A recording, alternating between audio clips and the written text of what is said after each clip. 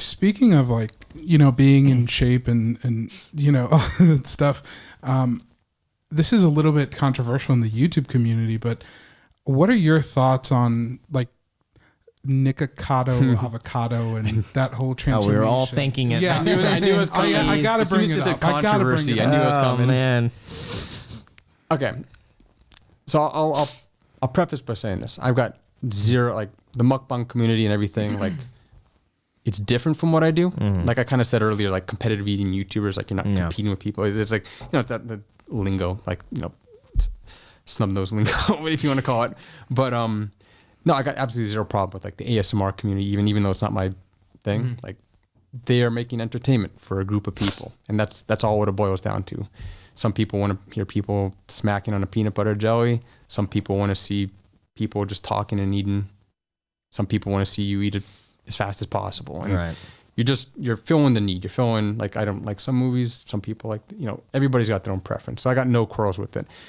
Nikocado, took it too far. That's all it is. He found a formula that unfortunately, I don't even know. I mean, I guess outside looking in, unfortunately worked for him very well. And he just stoked that fire constantly without worry about repercussions. He's probably still doing pretty good.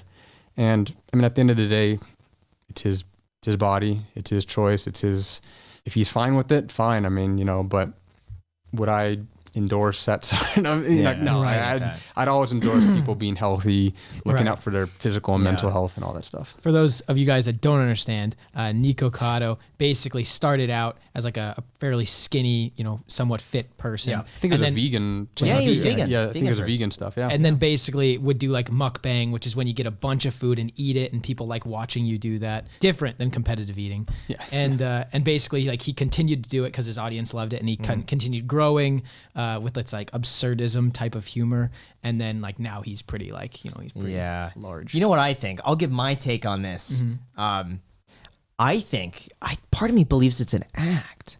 I mean, part of me thinks that he's playing a character, and I don't know why. I found his entire story like so fascinating, and I've reached out to him, I think once before, to see if he'd come on the podcast. No response back. I don't think that's ever going to happen. Okay. I would love to get him on the podcast. Yeah. Because I found it so fascinating. I've watched so many of those like Nikocado Avocado, like the rise and fall videos. I've watched them all. And They're so good. They're really good. But he's one of those people that has such an interesting story, and like, and it's just, it fascinates me of like how you don't know how much is an act, if he's really this way, if he's playing into it.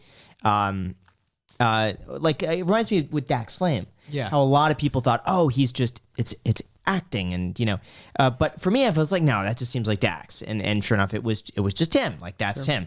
With Nikocado, I'm like, I think it's an act, and from what I've seen, it seems as though he realized a certain action got him a lot of attention on YouTube, and that made him a decent amount of money.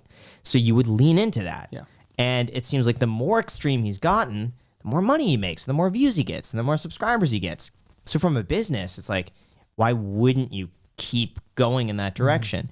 And on YouTube, you can never like not continue to push yourself. You can never go back from that. Like if he stopped doing that content, I'm sure, yes, people would be happy for him, but would that get him the same views? Probably not. Yeah. So even though he gets a lot of people watching me like, oh, wow, this is a train wreck, and just tune in for that, at the end of the day, like when you look at his numbers, he's winning from it. So the more it works, I think the more he's going to do it.